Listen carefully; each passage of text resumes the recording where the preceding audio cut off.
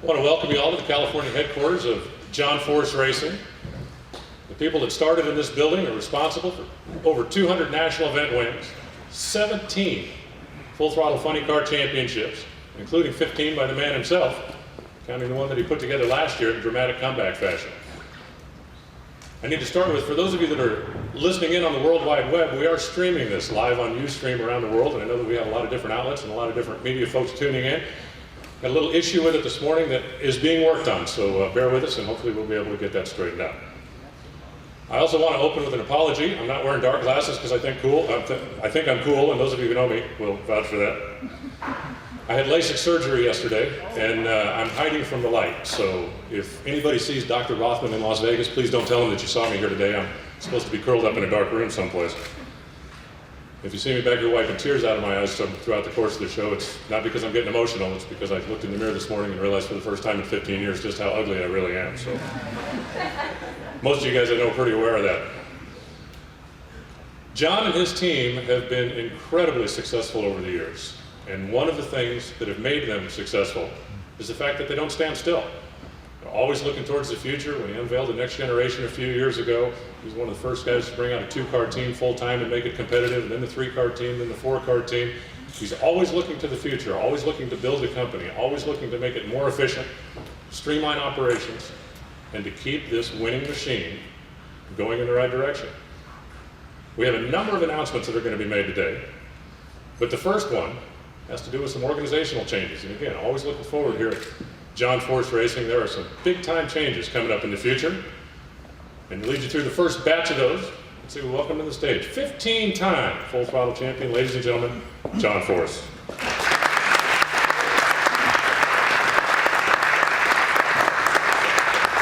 First thing I'd like to do is I'd like to welcome all of you here at John Force Racing. And I know with this economy, the cost of travel and all that, and the workload on you, that you take the time to come here to show this old man some respect. So I want to thank you.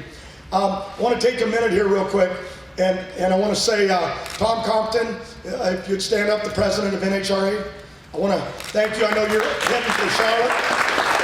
You're heading for Charlotte, and your team's here. And Peter Clifford, would you stand up, and Darcy, please? It really is all about family, and that's why a lot of the changes, and I want to clarify, let's get through it. I'm not retiring, okay? The wife won't let me. That's supposed to be funny, dear.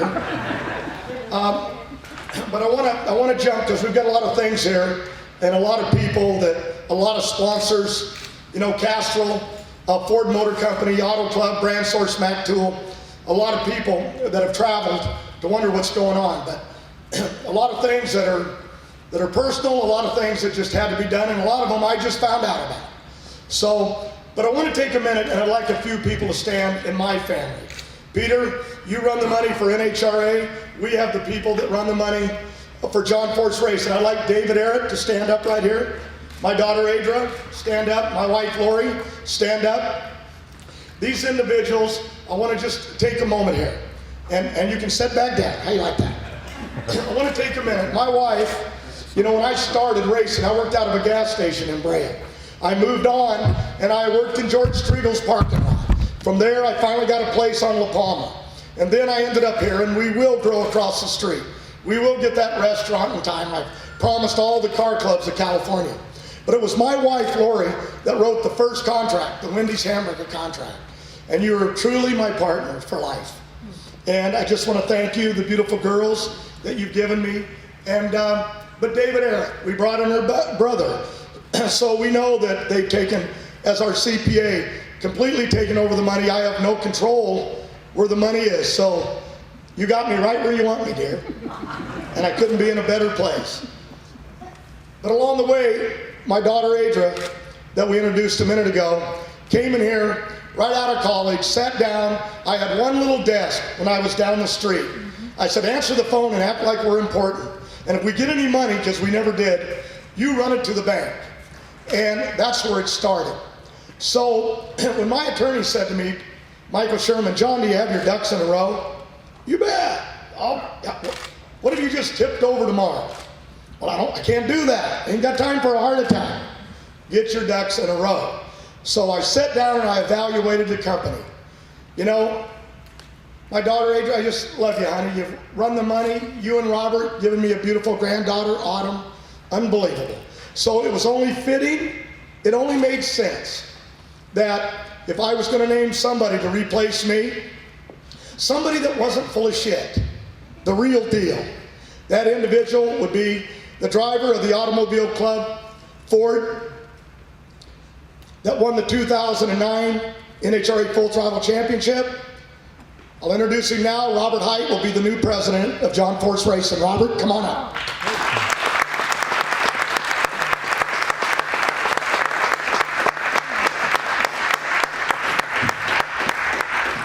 Thank you. Aren't presidential speeches supposed to be full of BS? This is a real honor because this organization and this company means everything to John Force. He lives this 24 hours, 7 days a week.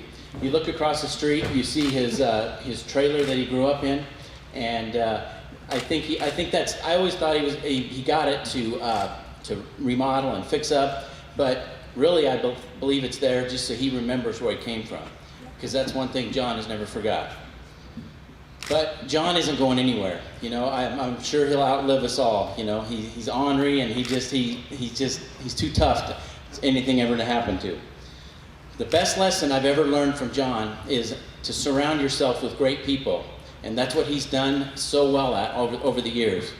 I've had the privilege to work with the best: John, Austin Coyle, Bernie Federley, Dean Antonelli. Those guys are the best if you want to learn about drag racing and running a team.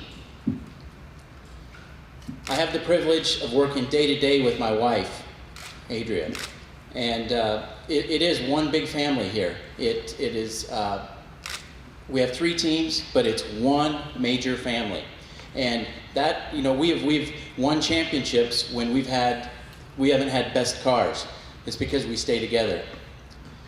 The other night we were having dinner at a Chinese restaurant, and my daughter Autumn got a fortune cookie that said, "Correction does much, but encouragement everything." She's like, "What's that mean, Dad?" And I said, "You need to ask Grandpa that, because he's the king of that. He is so good at getting the best out of everybody and working with problems, not beating somebody up." You know, a perfect example is when he won his championship this year. He almost lost it in Reading, Pennsylvania. Clutch pedal fell off the car, and it was a total human error, mistake made. But John didn't act like that beat him. He never gave up. He didn't beat anybody up, and he believed that they would pull it off. And right up to the last day, he did. So congratulations, John, on your 15th championship.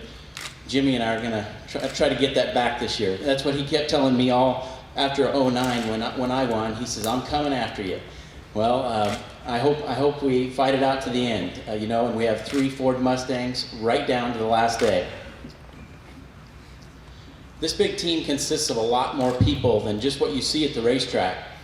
We have David Arrett, who John mentioned earlier. We have Elon Werner and Dave Dinsmore. They're the best media group in all of racing, not just drag racing. They make us look good even when our cars aren't running well.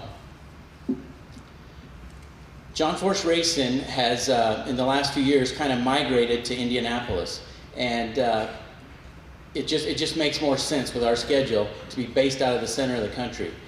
And 2 people are very, very instrumental in making that such a success, and that is Dean Antonelli and his wife Kelly. Will you guys please stand up?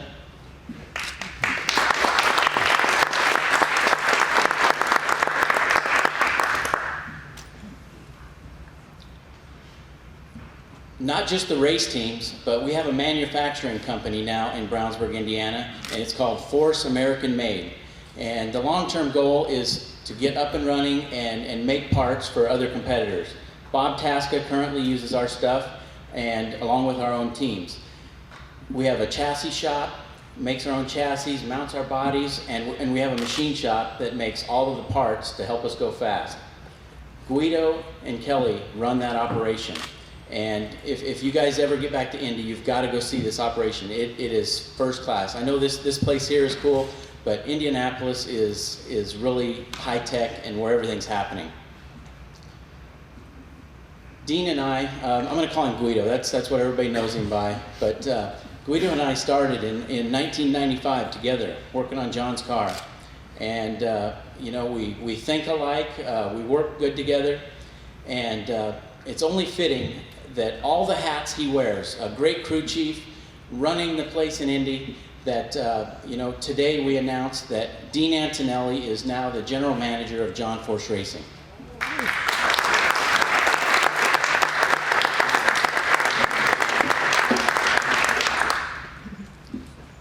We have a team here that will continue to win championships. That's if we stay together and work as one. And if we have the same dedication to excellence as John Force has, we will continue. John? Oh, where's John? There you go. Dean and I, along with Bernie and Guido and Mike Neff and Jimmy Prock and Danny Hood, all of us, whatever decisions we make in the future are going to be in the best interest of you, the sponsors, Auto Club, Castrol, Ford, Brand Source, Mac Tools. All of you guys will be in the best interest. We will do the best we can for you, and thank you for this opportunity.